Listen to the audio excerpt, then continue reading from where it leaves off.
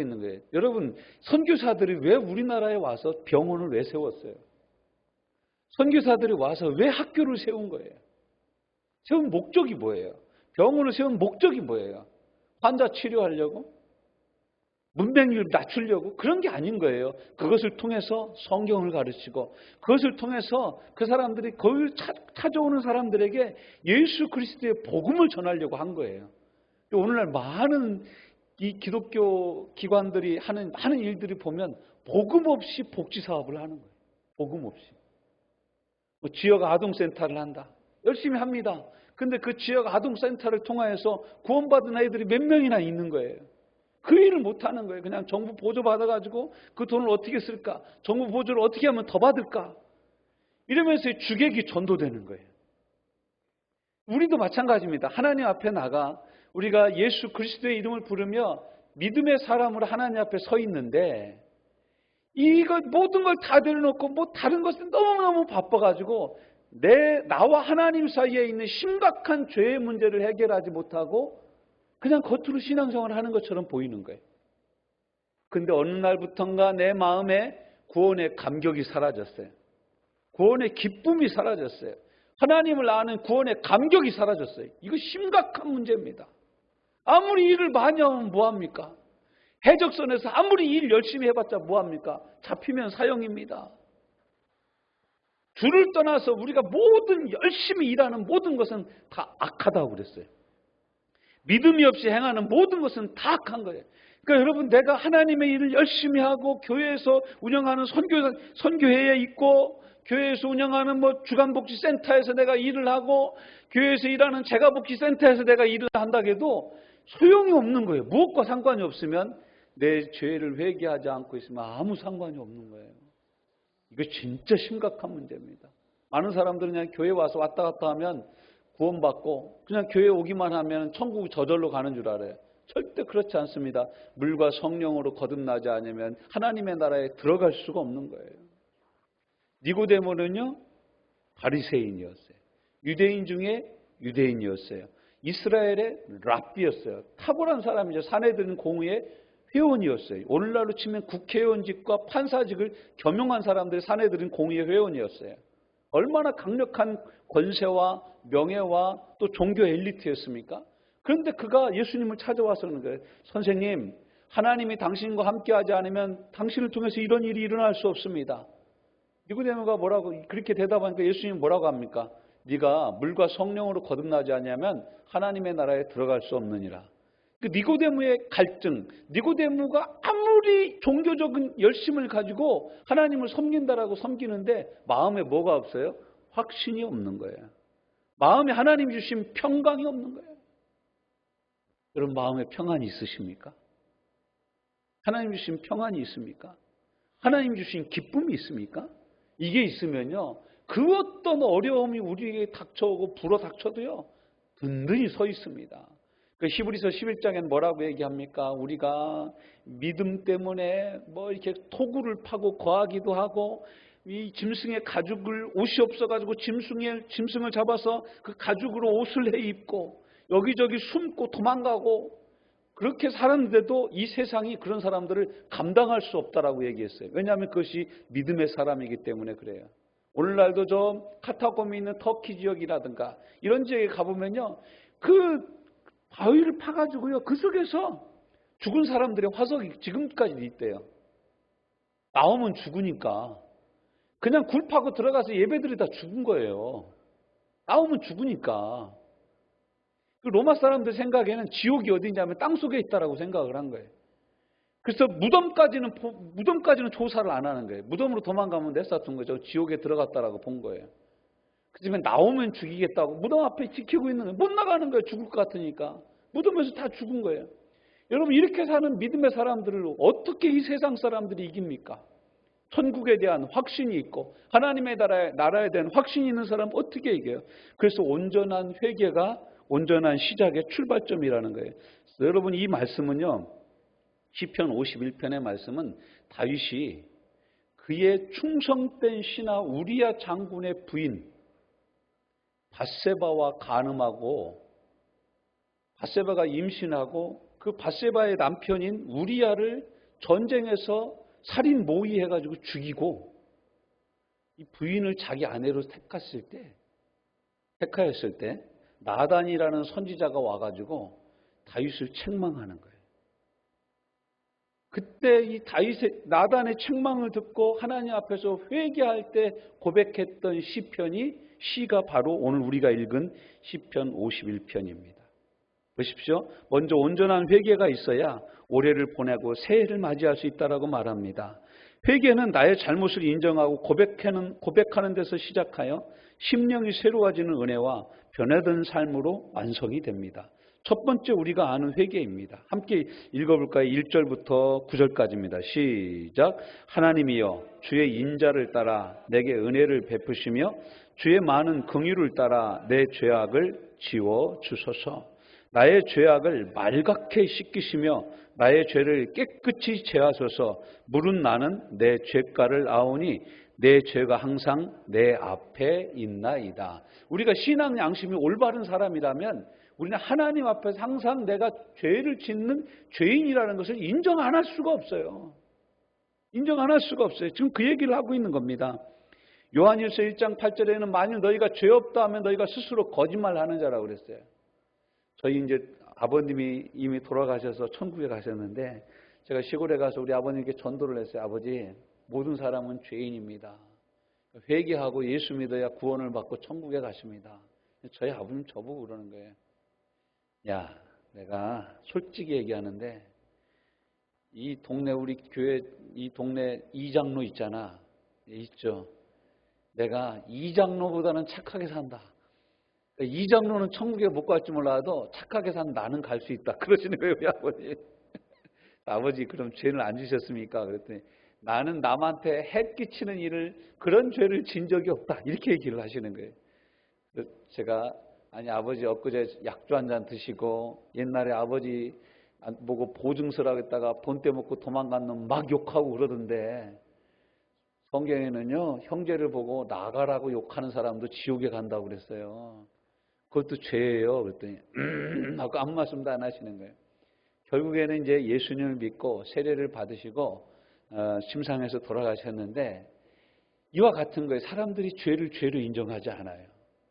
그래서 파스칼이라는 철학자이며 수학자였던 이 사람은 뭐라고 얘기했냐면 죄인의 종류는 두 가지가 있다. 1번 희망이 있는 죄인이 있다. 어떤 죄인이냐?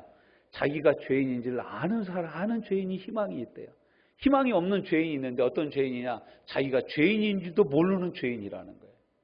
여러분 죄인인 줄 아시죠? 그러면 온전한 시작을 할 수가 있는 거예요. 자, 그리고 4절부터 또 읽어봅시다. 시작. 내가 주께만 범죄하여 주의 목전에 악을 행하여 싸우니 주께서 말씀하실 때에 의로우시다 하고 주께서 심판하실 때에 순전하시다 하리이다. 우리의 모든 죄는 실상 하나님 앞에서 있는 거죠. 하나님을 향한 죄들입니다. 세상의 민형사상의 죄도 포함되지만 모든 인생의 죄는 근원적이고 근본적으로 하나님 앞에서 짓는 것이라고 얘기하고 있어요. 오늘 우리가 청년들하고 제가 오전에 성경 공부를 하면서 법의 복음이라 법복음이라는 말을 쓰면 은혜를 함께 나누었어요. 법. 죄와 사망의 법에 인간들은 눌려 있어요. 묶여 있어요. 벗어날 수 있는 유일한 길은 뭐냐? 그리스도 예수 안에 있는 생명의 성령의 법으로 옮기는 길밖에 없다. 그래서 이 법이 우리를 신은 자유케 하는 하나님의 복음이다라는 말씀을 우리 오전에 함께 청년들하고 나누었습니다. 이게 그 말씀이에요.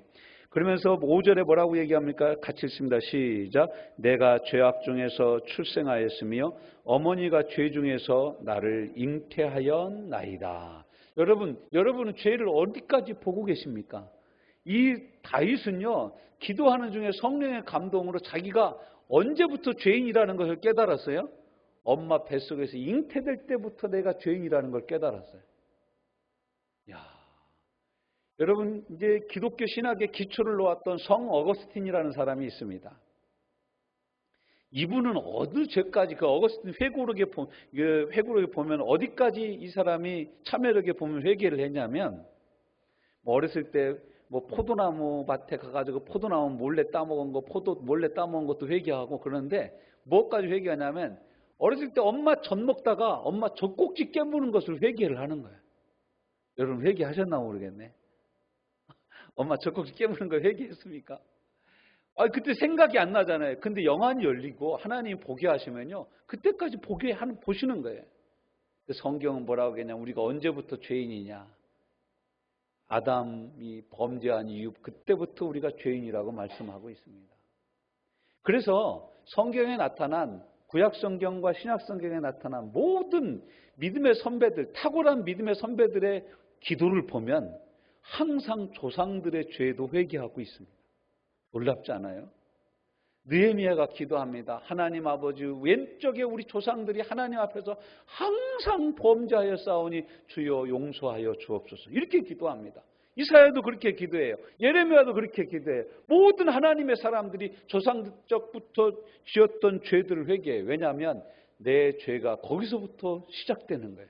내 죄는 실은 아담으로부터 시작돼요. 그래서 로마서 말씀에 뭐라고 얘기합니까? 아담 한 사람의 범죄함으로 말미암아 모든 사람에게 죄의 값이, 죄의 영향력이 전달되었다라고 얘기합니다.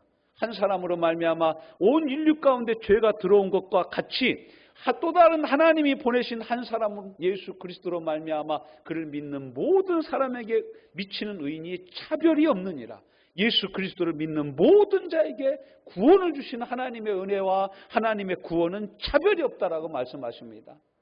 오히려 죄가 더한 곳에 하나님의 은혜가 있다라고 성경 우리에게 말씀하고 계십니다. 그래서 6절에 보십시오. 보소서 주께서는 중심이 진실함을 원하시오니 내게 지혜를 은밀히 가르치시리다. 하나님이 원하시는 건 뭐냐면 우리 마음의 진실함이에요. 우리 마음의 중심을 하나님이 받으시기를 원하셔요. 다른 사람 말고 하나님과 나와의 관계 가운데서 진실함을 하나님이 원하시는 거예요. 여러분 누가복음 18장에 보면 바리새인이 기도하고 세리가 기도하는 장면이 나옵니다. 근데 바리새인이 먼저 기도합니다. 하나님 아버지, 저 뒤에 보이시죠? 저 세리, 저는 세리와 같지 않음을 감사드립니다. 저는요 일주일에 이틀씩 금식을 하고 11조를 하는데 어느 정도로 하냐면 저는 채소에서도 11조 뗍니다. 여러분 채소에서 11조 떼고 있습니까? 이 대단한 11조 생활이에요. 우리는 11조 해본 적이 없습니다. 드려본 적이 없습니다. 그거 아까워서 못 드립니다. 그럽니다. 근데 이 바리새인은요 얼마나 신앙생활을 잘하는 사람이든지 그렇게 얘기를 합니다. 그러고 나서 하나님께 영광을 돌립니다. 그런데 그 뒤에 있던 세리는요 가슴을 치면서 눈도 들지 못하고 주여 나는 죄인이로소이다. 나를 용서하여 주옵소서. 나는 얼굴을 들 수조차도 없는 죄인입니다. 예수님 뭐라고 말씀하시는지 아십니까? 야, 너희 중에는 이 두 사람 중에 하나님이 누구의 기도를 들어줬을 것 같냐? 이렇게 말씀하십니다. 누구의 기도를 들어주셨다고 예수님 말씀하세요? 가슴을 치며 회개했던 세리의 기도를 들으셨다라고 얘기를 하는. 여러분 기도는요 나와 저 사람을 비교하는 게 아닙니다. 하나님 앞에 나가서 하는 기도는요 저 사람의 잘못은 저 사람이 더 잘못했어요. 저는 잘못 안 했어요. 이게 아닙니다. 하나님 앞에서 나의 죄를 발견하는 것이 진정한 회개요, 진정한 기도라고 오늘 본문 말씀 우리에게 말씀하고 계십니다. 8절 보십시오. 내게 즐겁고 기쁜 소리를 들려주시사 주께서 꺾으신 뼈들도 즐거워하게 하옵소서. 이 죄를 범하고 있으니까 하나님이 징계를 냈어요. 다윗을. 어떤 징계를 첫 번째 내렸냐? 밧세바가 임신한 애가 죽었어요. 태어났는데. 그 애 좀 살려달라고 막 금식감지 하면서 기도하는데 하나님이 그 아이를 데려가 버리셨어요. 이게 다윗의 뼈를 꺾었다라는 거예요. 다윗의 의지를 꺾고 뜻을 꺾었다라는 거예요. 다윗의 인생을 한번 하나님이 꺾어버리신 거예요. 여러분 우리가 죄를 짓고 회개하지 않으면요 하나님이 우리 어딘가를 꺾어버립니다. 잘 나가다가도 툭 꺾여져 버려요. 더 이상 전진할 수 없게 만들어 버리셔요. 어떤 사람은 건강을 꺾습니다. 어떤 사람은 재정을 꺾습니다. 근데 이것은 이제 별거 아니에요. 진짜 무서운 하나님의 징계는 뭐냐면요. 내 안에 신앙의 기쁨과 감격이 사라지는 거예요. 감격이 사라지는 거예요. 그래서 이제 진정한 회개 후에는 무엇이 회복된다고요? 기쁨이 회복이 됩니다. 기쁨. 뼈들이 즐거워합니다. 뜻을 이루게 됩니다. 9절 주의 얼굴을 내 죄에서 돌이키시고 내 모든 죄악을 지워주소서. 지워주소서. 실상 회개는 하나님의 얼굴을 다시 뵙는 것입니다. 인자하신 주님을, 사랑의 주님을 다시 뵙는 거예요. 이게 주님이 우리 가운데, 주님과 우리 사이에 있어지기를 원하는 주님이 첫 번째 은혜입니다. 여러분이 회개의 은혜가 2023년을 보내며 2024년을 맞이하는 저와 여러분의 삶에 있어지기를 주님의 이름으로 축원합니다. 두 번째는 온전한 회복이 있어야 되는데 이런 것은 내 힘으로 되지 않고 하늘에서 부어주시는 은혜로 말미암아 된다라는 거예요. 우리가 회개할 심령으로 하나님 앞에 나가면, 우리가 하나님 앞에 우리 마음을 쏟아놓으면 그때부터 하나님 우리에게 이 회복의 은혜를 부어주십니다. 10절 같이 읽습니다. 시작. 하나님이여 내 속에 정한 마음을 창조하시고 내 안에 정직한 영을 새롭게 하옵소서. 이게 시작입니다. 하나님이 내 안에 정직한 영, 정한 마음, 정결한 마음을 내 안에서 창조해 주셔야 돼요. 우리 안에 여러분 부패한 인생의 마음에는 정결한 마음, 거룩한 마음이 없어요. 거룩한 마음이 없어요. 이러한 마음을 회개한 심령에 하나님이 부어주셔야, 창조해 주셔야 가능한 거예요. 내 안에 정직한 영, 하나님 향한 정직한 영을 새롭게 하여 주옵소서. 11절 시작. 나를 주 앞에서 쫓아내지 마시며 주의 성령을 내게서 거두지 마옵소서. 여러분 인생을 향한 하나님의 회복은 성령의 충만입니다. 성령이 충만히 임하잖아요. 하나님이 모든 것을 주시는 것입니다. 12절 13절 같이 읽습니다. 시작. 주의 구원의 즐거움을 내게 회복시켜 주시고 자원하는 심령을 주사 나를 붙드소서. 그리하면 내가 범죄자에게 주의 도를 가르치리니 죄인들이 죽게 돌아오리이다. 여러분 회복 중에 회복은 뭐냐면 구원의 감격이에요. 구원의 감격. 예수님 한 분이면 됩니다. 예수님 한 분이면 됩니다. 주님 한 분이면 저는 만족합니다. 사람을 보며 세상을 볼 땐 만족함이 없지만 사랑하는 나의 주님을 보면 내가 만족합니다. 가시밭에 백합화 이리저리 찔려서 상처를 입을지라도 예수 그리스도의 향기를 드러내는 하나님의 사람이 되는 거예요. 근데 구원의 감격과 기쁨이 사라지면요, 모든 신앙의 모든 행동, 모든 봉사가요 다 부담이 됩니다. 하나하나 모든 것이 다 부담스러워요. 성령으로 충만해지고 구원의 감격이 있으면요, 마루를 닦아도 감사하고 화장실을 청소해도 감사해요. 지금도 기억납니다. 지금 천국 가셨는데 하용조 목사님, 여러분 아시죠? 온누리교회. 이분이 이제 자기 사무실에서 이 목양실에서 일을 보다가 화장실이 급해서 남자 화장실에 딱 들어가려고 하는데 남자 화장실에 어떤 여자 자매가 노래를 부르고 있더래. 찬양을 부르고 있더래. 사랑하는 나의 아버지. 찬양을 부르고 있더래. 그래서 못 들어가고 있는데 찬양이 끝나질 않더래. 그래서 들어가서 자매 찬양이 언제 끝나요? 물어봤더니 저는 지금 여기 화장실에서 예배 드리고 있습니다. 그러더라는 거예요. 뭔 얘기입니까? 화장실이 있어 어떻게 예배를 드립니까? 그랬더니 내가 주님을 모시고 있는 이곳이 나의 예배의 장소입니다. 그러더라는 거예요. 자기는요 목사인데 얼마나 큰 충격을 받았는지 모르겠어요. 화장실이 성전이 되기도 하는구나. 그때 자기가 처음 깨달았대. 어떻게 그게 가능합니까? 내 안에 구원의 기쁨과 감격이 있으면요, 화장실에서 일 보면서도 우리가 찬양할 수도 있어요. 감사할 수 있는 거예요. 화장실 변기를 닦으면서도 우리가 하나님께 감사할 수 있는 거예요. 그렇지만 우리 안에 이 감격이, 신앙의 감격이 사라지면 모든 것이 다 불편한 거예요. 여러분이 앉아있는 의자가 여러분 집에 있는 소파보다 불편해요. 그렇죠? 여러분이 듣는 설교가 여러분 집에서 보는 TV 드라마나 요즘에는 넷플릭스에서 나오는 시리즈보다 훨씬 재미없어요. 어떻게 보면. 그런데요, 구원의 기쁨과 감격이 회복되잖아요. 여기가 천국인 줄로 믿습니다. 여기가 천국이 되는 거예요. 이걸 회복시켜달라고 기도하고 있는 거예요. 이것이 회복돼야 된다는 거예요. 14절 시작. 하나님이여 나의 구원의 하나님이여 피 흘린 죄에서 나를 건지소서. 내 혀가 주의 의를 높이 노래하리이다. 내가 주님의 의를 높이 노래하겠습니다라고 얘기합니다.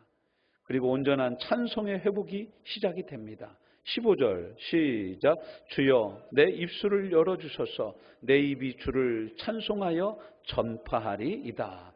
여러분, 회복된 신앙의 첫 번째 사인은 뭐냐면 그 입술에서 찬송이 시작된다라는 거예요.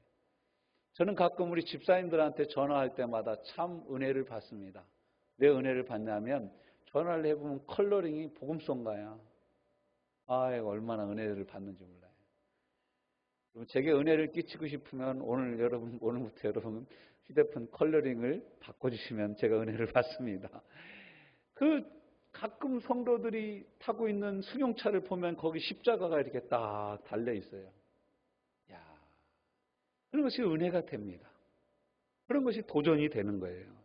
그런데 우리가 회복된 것의 가장 확실한 표현은 뭐냐면 온전한 찬송이 우리 입술에서 시작된다는 것입니다.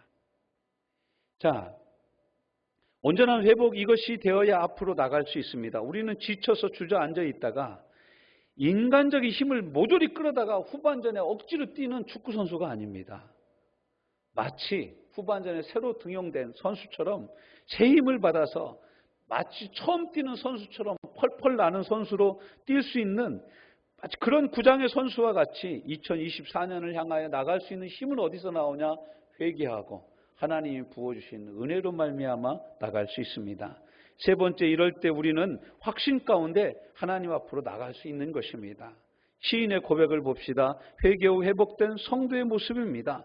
정말로 하나님이 받아주시는 예물은 회개하는 마음입니다. 상한 그대로 나오는 그 마음을 하나님이 받아주십니다. 16절, 17절 같이 읽습니다. 시작. 주께서는 제사를 기뻐하지 아니하시나니 그렇지 아니하면 내가 드렸을 것이라. 주는 번제를 기뻐하지 아니하시나이다. 하나님께서 구하시는 제사는 상한 심령이라. 하나님이여 상하고 통회하는 마음을 주께서 멸시하지 아니하시리이다. 하나님이 받으시는 게 뭐라고요? 상하고 통회하는 마음에. 하나님이 구하시는 제사는 상한 심령이에요. 뭡니까? 내 마음을 찢으며 하나님 앞에 나가는 회개라는 것이에요. 이렇게 회복된 후에 성도들의 모습이 바로 이 모습인 거예요. 하나님 앞에 담대히 나갈 수 있는 거예요. 이렇게 주님 앞에 온전한 회개가 이루어질 때 우리는 온전한 예배를 하나님께 드릴 수 있습니다. 우리 삶이 그때부터 예배가 되는 것입니다. 먼저 공동체가 회복되는 은혜와 보존되는 은혜를 하나님이 부어주십니다. 18절입니다. 같이 읽습니다. 시작. 주의 은택으로 시온에서 선을 행하시고 예루살렘 성을 쌓으소서. 하나님의 은총과 은혜가 임하면 시온에서 하나님이 성을 쌓는 것고 예루살렘의 성을 쌓는 것 같이 하나님의 약속이 있는 것이 부유해지고 하나님의 말씀 안에서 우리 삶이 풍성해지기 시작한다는 것이에요. 바로 이것을 이제 18절의 말씀으로 표현을 하고 있는 거예요. 주의 은택으로 시온에서 선을 행하시고 예루살렘 성을 쌓으셔서 하나님의 약속이 있는 것, 하나님의 은혜가 있는 것, 하나님의 성전이 있는 것, 이곳에 하나님이 보존하여 주시고 지켜주시는 은혜로 우리와 함께 하시는 거예요. 제가 보니까요, 운동을 열심히 한다고 오래 사는 거 절대 아닙니다. 물론 건강하게 살 수는 있어요. 근데 살고 죽는 모든 것은요, 실은 하나님께 있습니다. 건강도요, 실은 하나님이 주셔야 있는 거예요. 우리가 물론 하나님 앞에서 우리의 건강을 악화되지 않고 건강하게 살려고 열심히 운동하는 것은 우리가 해야 될 일이지만 진짜 건강을 주고 이 건강을 누리게 하시는 분은 하나님이셔요. 하나님이세요. 우리 아직 결혼 안 한 자매들 다이어트 한다고 너무 막 굶고 그러지 마세요. 이뻐지게 하는 것도 주의 손에 있어요. 하나님 손에 있는 거예요. 이게 참 진짜 심각해요. 이게 제가 이제 이번 2023년도 2학기에 한의학 공부를 조금 했습니다. 한의학 공부를 조금 했는데 한의학에서 약에 대해서 이렇게 쭉 설명을 하는데요. 이 몸이 항상 항상성을 유지하기 위해서 음식을 섭취한다라는 거예요. 근데 과도하게 이 체중을 줄이려고 이런 약들을 먹으면요, 이 면역 체계가 파괴돼 버리는 거예요. 가장 좋은 방법은 뭐냐면 운동하면서 좀 덜 먹으면서 살을 빼야 되는 건데, 운동은 안 하고 약 먹어서 살을 빼려고 그러면 몸의 체계가 무너지기 시작하는 거예요. 이게 한번 무너져 버리잖아요. 이제 사람의 몸을 한번 무너져 내리잖아요. 그러면 이 무너져 내린 게 정상인 걸로 자기가 생각하고 있는 거예요. 그게 가장 심각한 병입니다.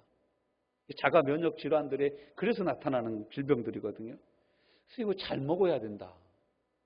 그래서 그 한의학 교수가 그러더라고요. 가장 건강한 방법은 뭐냐? 잘 먹고 잘 싸고 잘 자는 거다. 이렇게 얘기를 하는 거예요. 이 세 가지만 잘하면 건강하다라는 거예요. 그러니까 절대로 다이어트를 해도 건강을 해치면서까지 하면 안 된다.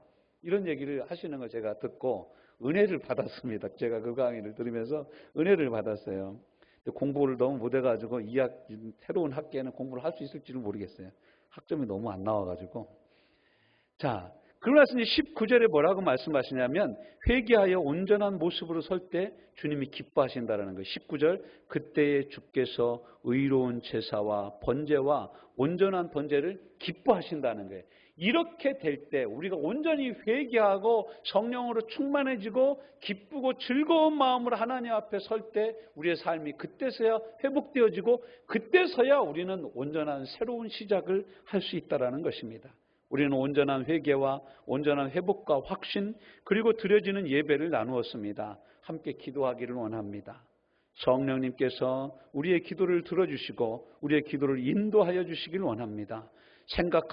생각나게 해주시는 대로 깊이 고백하고 용서를 구하시고 예수님의 보혈을 의지하여 죄책감에서 벗어나시기를 주님의 이름으로 축원합니다. 2023년도에서 여러분 벗어나십시오. 새 마음, 자원하는 마음, 정직한 영이신 성령을 부어주시도록 기도하십시오. 그리고 확신 가운데 고백하며 주께 나아갑시다. 주의 은혜가 우리 가운데 있습니다. 여러분, 우리 2023년도에 우리가 지은 모든 죄들을 하나님이 생각나게 하시는 대로 이 시간 함께 우리 통성으로 기도하기를 원합니다. 온전한 회개 기도와 회복을 위한 기도, 헌신을 위한 기도, 이 세 가지 기도를 우리 함께 드리기를 원합니다. 우리 함께 기도합시다.